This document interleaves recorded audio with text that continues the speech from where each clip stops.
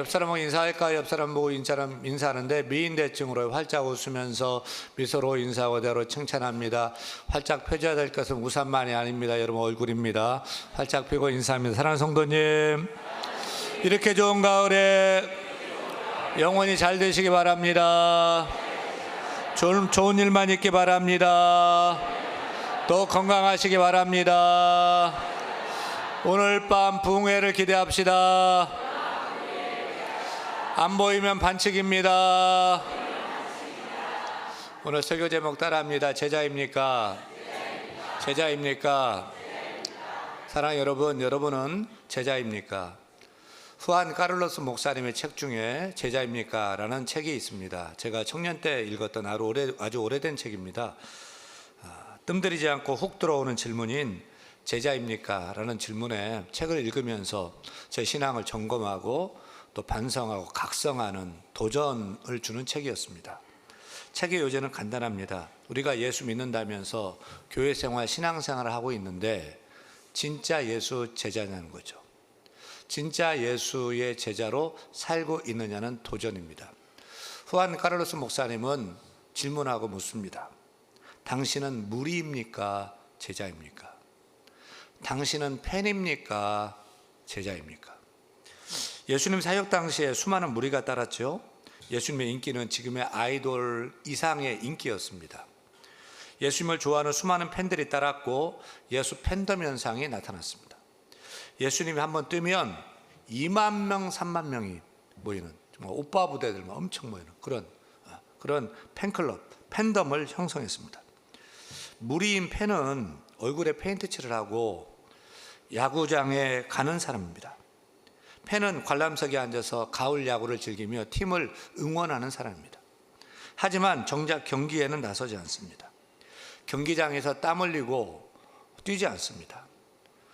공을 던지지도 않습니다. 치지도 않습니다.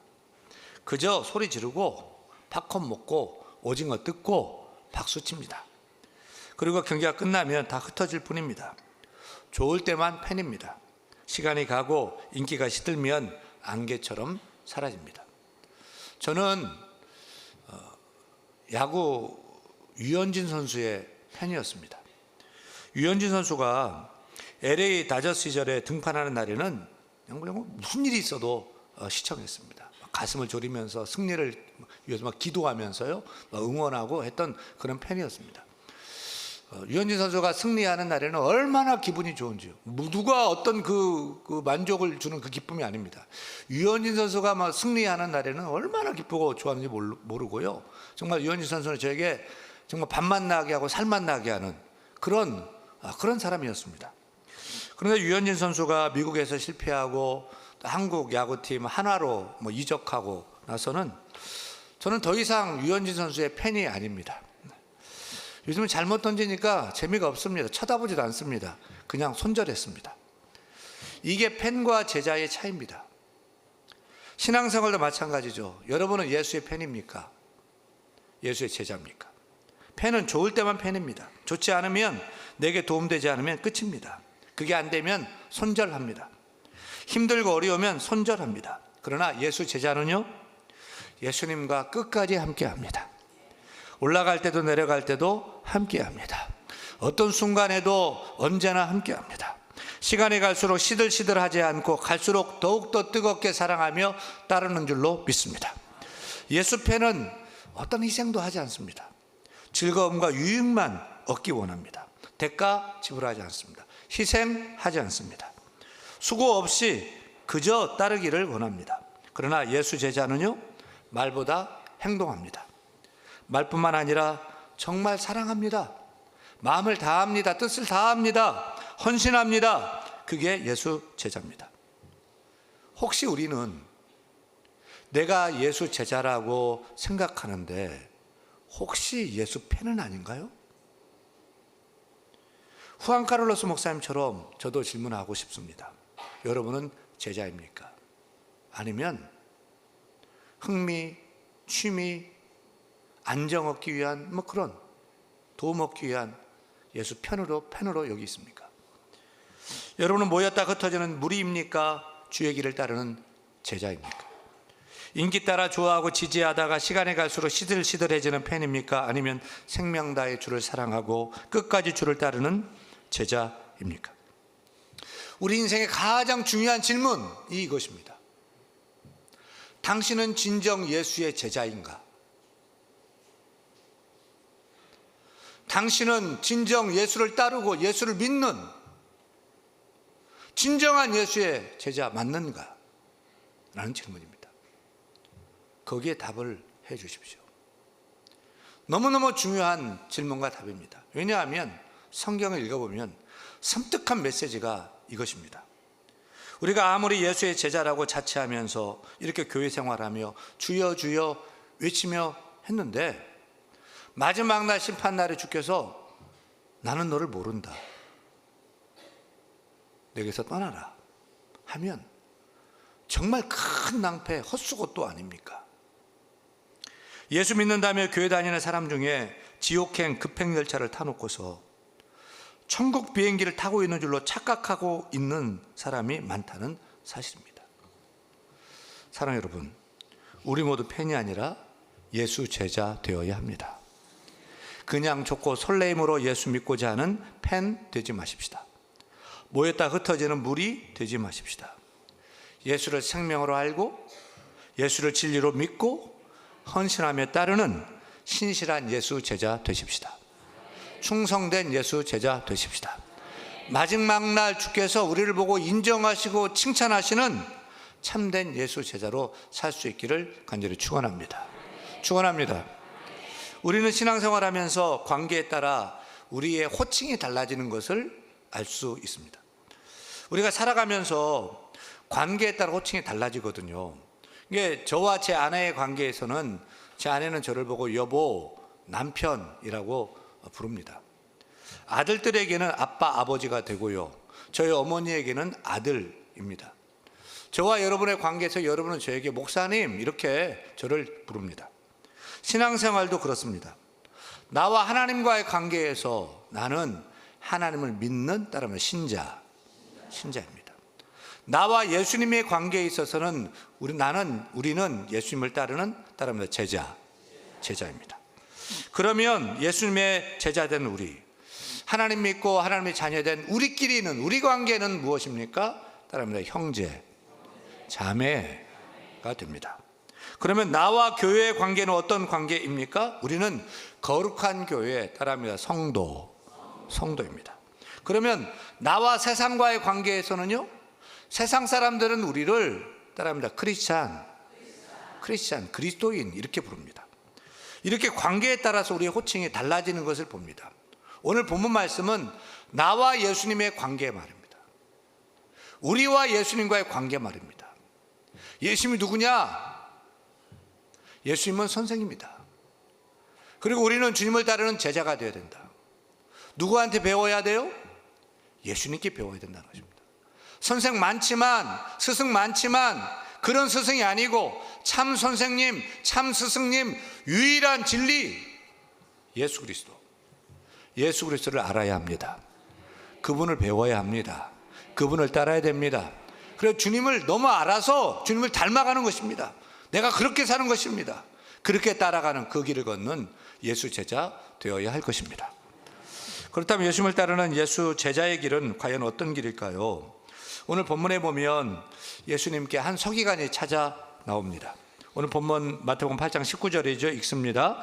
한 서기관이 나와 예수께 아뢰되 선생님이여 어디로 가시든지 저는 따르리이다. 누가 예수님의 제자가 되겠다는 거예요? 서기관이요. 서기관은 율법학자입니다. 존경받는 랍비입니다. 요즘 말로 하면 신학교 교수님입니다. 지식인 엘리트예요. 예수님 제자 중에 서기관이 있었던가요? 율법학자 랍비가 있었던가요? 이런 지식인 엘리트가 있고 유력한 사람의 제자 중에 있었습니까? 아니요. 예수님의 제자 대부분은 죄다 물고기 잡는 어부 출신들입니다. 예수님 제자 중에 세상 신분적으로 제일 좋은 사람이 누구였을 것 같습니까? 아마도 이 마태복음을 쓴 제자 마태가 제일 많이 배운 사람이었을 거예요. 마태의 직업은 세리였습니다. 세리는 세무서세이라는 세무 공무원입니다. 예수님 당시에 이 세리는요, 이스라엘 백성들의 고열을 짜서 압제하는 로마의 세금을 갖다 바치는 공공의 적, 타도 대상, 역적 죄인이 아닙니까? 한마디로 제자 중에 제대로 된 사람이 하나도 없어요. 배운 사람 하나도 없어요. 그렇게 예수님은 제자들을 선택할 때 세상 관점 방식으로 뽑지 않았습니다. 그래도 하나님이신 예수님께서 당신의 제자들을 뽑고자 하는데, 앞으로 하나님 나라의 영적 혈통을 세우는, 반열을 세우는 그런 12제자를 뽑는데 거기에 걸맞는 수준의 사람 뽑아야 될 거 아닙니까? 세상 문벌 좋은 사람이 예수 제자면 얼마나 좋습니까? 가문 좋은 사람, 많이 배운 사람, 돈 많은 사람이면 좋지 않겠습니까? 오늘 본문에 서기관 같은 사람이 예수 제자가 된다면 예수 제자단의 수준이 좀 업그레이드 될 것 같지 않습니까? 저와 가깝게 지내는 목사님이 강남 개포동에서 목회를 하십니다. 요즘 이 강남 개포동이 재개발이 되었습니다. 그래서 아파트가 막 새로 막 몇만 세대가 들어서고요, 또 공사하고 있고 막 이래요. 그래서 교회도 부수고서 새 건물로 새로 신축하게, 예쁘게 멋있게 신축했습니다. 그랬더니 교인들이 싹 물갈이가 되는 것입니다. 전에는 의사 변호사 없었는데 이제는 뭐 의사 변호사, 뭐 판사, 돈 많은 사업가들이 줄줄이 막 등록하는 것입니다. 목사님이 그들을 특별 관리하고 있다라고 이렇게 얘기하시면서 앞으로 장로를 뽑고 권사 뽑고 임직할 때 이렇게 이런 엘리트들, 지식인들 중심으로 장로 임직을 하겠다, 뭐 이렇게 저한테 얘기를 하셔요. 그래서 저는 그 얘기를 듣고, 아니 목사님, 그게 교회 맞습니까? 교회를 위해서, 건축을 위해서 여태까지 수고하고 애쓰고 믿음으로 사신 그런 분들이 있는데, 그 막 신지식인들이 막 들어왔다고, 헌금 많이 한다고 그 사람들을 장로 뽑고 권사 뽑는 게, 그게 하나님 기뻐하실까요? 예수님이 그렇게 하셨습니까? 그게 성경적인 바른 교회입니까? 라고 속으로만 말했습니다. 분명한 것은 예수님은 당신의 제자를 그렇게 뽑지 않으셨다는 거죠. 예수님이 엘리트 제자를 뽑으려면 예루살렘으로 가야 했어요. 근데 예수님은 변방 갈릴리로 내려가셨어요. 시골 어촌 마을로 가셨어요. 거기서 제자를 뽑았어요. 하여간 예수님이 뽑으신 사도들의 공동점, 제자들의 공동점은 세상 눈으로 보기에는 한없이 부족해요. 지극히 평범, 지극히 보통 사람, 인사가 만사인데 정말 비천한 사람들을 제자로 삼았어요. 그런데 우리는 왜 불렀어요? 똑똑해서 불렀어요? 돈 많아서 불렀어요? 많이 배워서 불렀어요? 예수 잘 믿을 것 같으니까요? 순종 잘할 것 같으니까 우리 불러서 주를 따르는 제자 만들고자 하십니까? 아니잖아요. 우리는 이 제자들처럼 우리도 비천하고 부족하고 자격 없는 자 아닙니까? 그래서 우리는 주님의 놀라운 은혜를 입은 자인 줄로 믿습니다. 한결같이 예수의 제자들은 마이너 그룹, 별 볼 일 없는 친구들이었습니다. 그런데 서기관이 자원한 것입니다. 얼마나 좋습니까? 좋은 인재가 제발로 찾아왔습니다. 주님을 따르겠습니다. 예수님, 여러분 예수님 같으면 어떻게 하시겠어요? 얼마나 좋아요. 웰컴이죠. 땡큐죠. 근데 예수님은 동문서답 같은 말씀을 하십니다. 20절 읽습니다. 20절, 예수께서 이르시되 여우도 굴이 있고 공중에 새도 거처가 있으되 인자는 머리 둘 것이 없다 하시다. 무슨 말입니까? 주님의 의도는 이거예요. 나 따라다니면 너 고생길이 훤해. 그래도 따라올 거야? 내 제자가 되면 부귀영화 그런 거 없어. 고난이야. 십자가가 기다리고 있어. 야, 그 짐승 여우도 굴이 있고 공중나는 새도 자기 보금자리가 있지만 나는 여태 집도 없어. 홈리스야. 노숙자야. 너도 나를 따르면 그렇게 될지 몰라. 그래도 나를 따를 거야? 물었어요. 그랬더니 서기관이 어떻게 합니까? 주여, 그게 무슨 상관입니까? 저는 주님이 좋습니다. 주님을 사랑합니다. 주님을 따르기 원합니다. 라고 했으면 얼마나 좋았겠어요. 성경은 서기관의 그 다음을 기록하고 있지 않습니다. 그런데 우리는 잘 압니다. 선생님께서 어디로 가시든지 따르겠다던 서기관은 예수님의 제자됨과 세상의 성공, 축복과 관계가 없다는 사실을 알고 그냥 돌아서 간 것입니다. 한 50여 년 전쯤 우리 원로 목사님이 전도사, 강도사, 목사님 처음 초창기 때 그때 이화여대 여대생들에게 물었습니다. 당신의 남편으로 어떤 직업의 남자를 원합니까? 그때 목사가 몇 등 했을 것 같아요? 목사 직업? 목사가 밑에서 세 번째였습니다. 제 기억으로는 이발사 다음에 목사였습니다. 이발사를 뭐 하는 게 아니고요. 이발사가 목사보다 더 결혼 대상자, 선호 대상자였다는 거예요.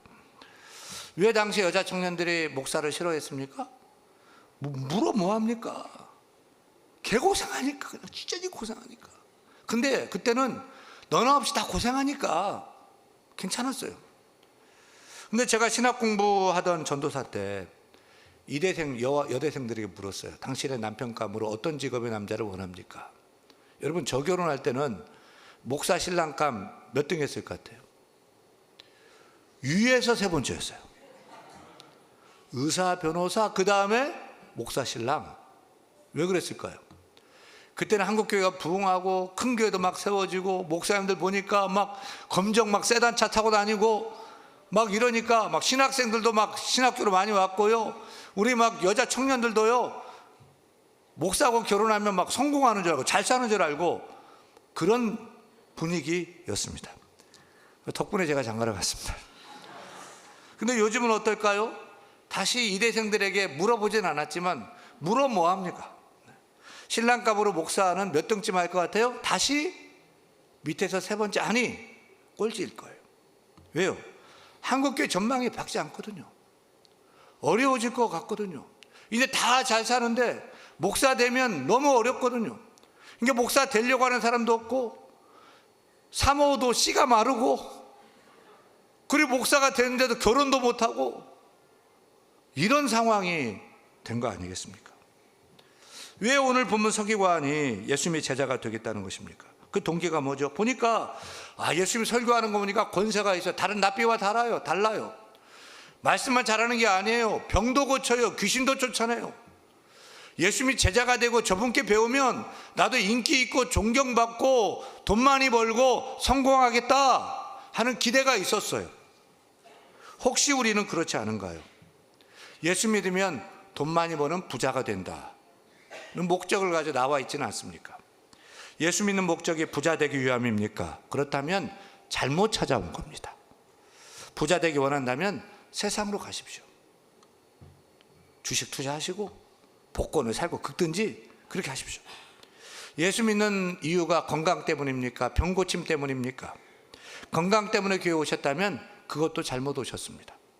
건강 때문이라면 헬스클럽에 가십시오.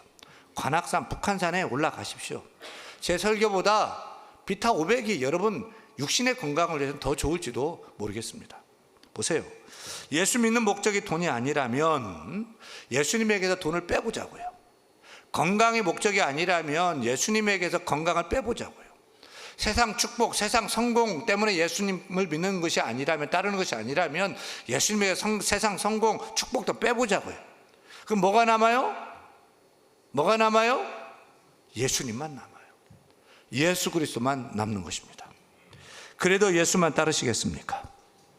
예수 믿어도 아무런 거 없어도, 아무도 없어도 그래도 예수님 따르겠습니까? 우리가 예수 믿고 따르는 목적, 다른 이유와 상관없이 예수 그 자체로 충분합니다. 예수님 한 분이면 만족합니다. 나는 행복합니다. 그분이 나의 구주 되십니다. 나의 모든 것 되십니다. 나의 왕이십니다. 나의 선생님이십니다. 나의 진리이십니다. 생명입니다. 나는 주를 따르기 원합니다 라며 주님의 사랑을 따르는 그런 제자 되기를 축원합니다. 오늘 본문에 또 다른 제자가 예수님을 찾아왔지요. 21절입니다. 21절 읽습니다. 제자 중에 또 한 사람이 이르되 주여 내가 먼저 가서 내 아버지를 장사하게 허락하옵소서. 그러자 예수님께서 뭐라 합니까? 얼른 가서 장사 치르고 와 라고 했습니까? 22절 읽습니다. 예수께서 이르시되 죽은 자들이, 영적으로 죽은 자, 믿지 않는 자들이 그들의 죽은 자, 육신으로 죽은 자를 장사하게 하고 너는 나를 따르라 하시니라. 이게 웬 황당한 말씀입니까? 내 부모를 공경하라, 십계명이 으뜸 말씀 아닙니까? 자녀가 부모의 장례를 담당하는 것은 자녀로서 마땅히 해야 될 일 아닙니까? 안 믿는 자도 부모 장례를 담당해야 되는데 믿는 자라면 더더욱이 아닙니까? 그런데 예수님이 정말 부모님을 공경하는 것은 둘째치고 죽은 부모님 장례식도 치르지 말라고 하는 것입니까? 오해 없기 바랍니다. 아버지의 장사를 지낸다는 말은 유대 배경에서 한 두 가지 정도로 해석이 가능해요. 첫째는 병들고 늙은 아버지가 아직 죽지 않았는데 아버지가 돌아가시면 장례 치르고 그때 따르겠습니다 라고 하는 해석이에요. 근데 목숨이 얼마나 질깁니까? 몇 달, 몇 년 걸릴지 모릅니다. 우리 가운데도 부모님 걸려서 뭔 일 못하고 부모님 걸려서 뒤로 미루고 하기도 하잖아요. 두 번째 해석은 유대 사회에서 사람이 죽으면 동굴을 무덤으로 쓰잖아요. 근데 바깥 동굴이 있고 안쪽 동굴이 있어요. 그래서 첫 번째 장례는 사람이 죽으면 바깥 동굴에다 시신을 석관에다 모셔요. 이게 첫 번째 장례예요. 두 번째 장례는 1년 후쯤 되면 백골이 됩니다. 다 썩고 뼈만 남습니다. 그러면 그 뼈를 안쪽 동굴에 옮기는 장례, 두 번째 장례입니다. 두 번째 장례를 하면은 장례가 다 된 거예요. 바로 그 두 번째 장례 예식을 완수하고 예수님을 따르겠다는 해석도 가능합니다. 첫 번째가 맞을까요? 두 번째가 맞을까요? 아니면 이 제자는 주님을 따르기를 미루고 변명하기 위해서 그렇게 말하는 것일까요? 그게 뭐가 되든 근데 상관없어요. 여기서 주님의 의도는 주님의 장례를 치르지 말라, 부모의 장례를 치르지 말라는 것이 결코 아닙니다. 주님이 제자의 선발 기준, 제자도는 세상 어떤 일보다도 주를 따르는 것이 먼저이어야 된다는 거예요. 주님이 먼저라는 거예요. 하나님이 먼저라는 거예요. 주님의 몸된 교회가 먼저라는 것입니다. 그리고 내일이 아니고 오늘 결단하라는 것입니다. 나중에 말고, 이 일 끝나고 나중에 후에 말고 지금 여기서 나를 따르라, 오늘 결단하라는 것입니다. 심지어 예수님께서는 제자가 이렇게 살라고 말씀하셨죠. 누가복음 14장 26절 같이 읽습니다. 무릇 내게 오는 자는 자기 부모와 처자와 형제와 자매와 더욱이 자기 목숨까지 미워하지 아니하면 능히 내 제자가 되지 못하리라. 이 말씀은 예수 제자 되기 위해서 부모도 처자도 다 버리라는 말입니까? 이단들은 이 말씀을 얼마나 좋아하는지 몰라요. 문자적으로 해석해요. 그래서 부모도 미워하고 부모도 버리고 처자도 버리고 교주를 따르라. 주께서 이렇게 성경에 기록됐다. 다 그렇게 살잖아요. 이 말씀의 주님의 의도는 그게 아니에요. 다시 말해 우선순위인 거예요. 부모 사랑해야죠. 남편 아내 사랑해. 자녀 아끼고 헌신하고 키워내야죠. 그런데 우선순위를 분명히 하라는 거예요. 하나님이 먼저냐, 부모가 먼저냐, 남편 아내 자녀가 먼저냐, 하나님 예수님이 먼저냐, 돈이 먼저냐, 예수님이 먼저냐, 직장이 먼저냐, 교회가 먼저냐는 거예요. 제자는 우선순위가 분명해야 돼요. 우선적인 것을 제일 우선해야 돼요. 다 중요하죠. 그러나 하나님이 먼저입니다. 예수님이 먼저입니다. 교회가 먼저입니다. 믿음이 먼저입니다. 하나님 나라가 먼저입니다. 그 나머지는 그 다음입니다. 이게 제자의 길입니다. 그 나머지가 먼저 되고, 내 아내가 남편이 자녀가 먼저 되고, 돈이 먼저 되고, 직장이 먼저 되면 여러분, 그것이 여러분의 하나님이 되는 겁니다. 그것이 여러분의 우상이 되는 겁니다. 그래 분명해야 된다는 것입니다. 뭐가 먼저냐, 누가 먼저냐, 우선순위의 싸움이 그래서 중요하다는 겁니다. 누가 하나님 될 거냐는 문제라는 것입니다. 레이디 퍼스트라는 말이 있죠. 미국 사람들이 잘 쓰는 말입니다. 여성 우선, 여자 먼저라는 말입니다. 남자는 아무리 바빠도 여자를 먼저 생각해야 된다는 말입니다. 약자를 배려해주는 아주 아름다운 정신이죠.